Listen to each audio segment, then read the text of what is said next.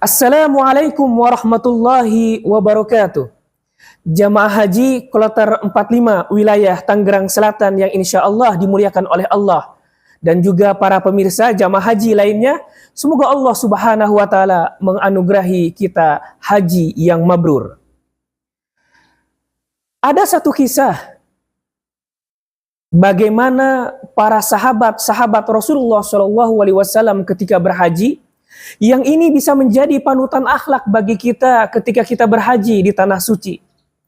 Satu waktu, Sayyiduna Utsman bin Affan berhaji dengan para sahabat, salah satunya adalah Abdullah bin Mas'ud. Peristiwa ini terjadi di Mina. Saat itu, dalam riwayat akan sholat zuhur atau sholat asar, Sayyiduna Utsman bin Affan ingin menunaikan sholat dengan 4 rakaat. Kemudian ditegur oleh Abdullah bin Mas'ud, "Wahai Amirul Mukminin, saya sholat di belakang Rasulullah SAW di Mina ini qashar 2 rakaat. Saya juga sholat di belakang Abu Bakar qashar 2 rakaat. Saya juga pernah sholat di belakang Umar bin Khattab qashar 2 rakaat." Mendengar teguran Abdullah bin Mas'ud, Sayyidina Utsman bin Affan menyampaikan hujjah kenapa beliau memilih untuk sholat dengan sempurna, yaitu 4 rakaat.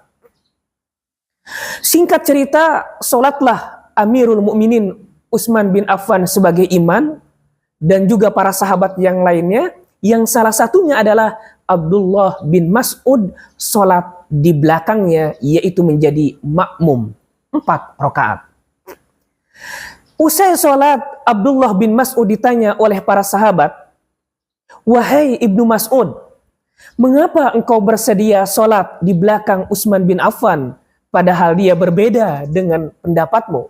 Utsman bin Affan 4 rakaat, sedangkan engkau memilih untuk 2 rakaat."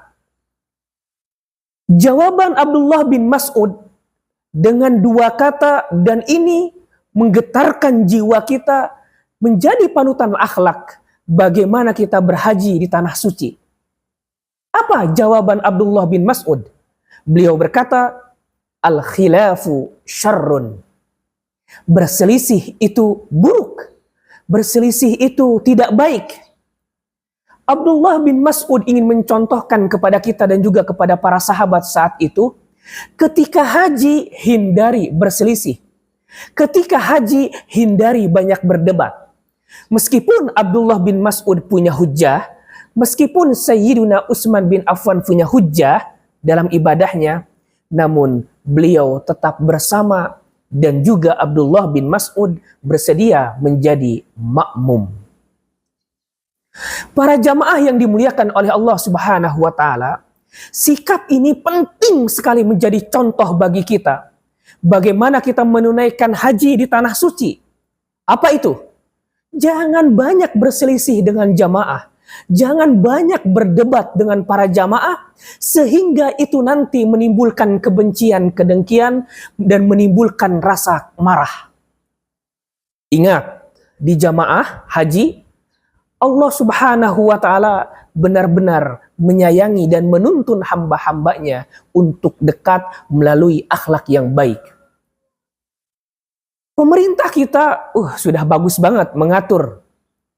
Di jamaah itu ada karu, ada kepala regu yang membawahi sekitar 9 atau 10 jamaah. Di atas karu ada karam, ketua rombongan. Di atas karam, kepala rombongan, itu ada PPIH kloter. Di situ ada ketua kloter, di situ ada pembimbing ibadah haji kloter, di situ ada TPHD, di situ ada tenaga kesehatan, dan di atas itu ada sektor. Ada ketua sektornya, ada kepala sektornya. Di atas itu ada kepala dakernya, daerah kerja, ada daerah kerja Mekah, ada daerah kerja Madinah, dan seterusnya. Dan seterus ke atas, jamaah haji Indonesia sesungguhnya dalam pengaturan yang baik.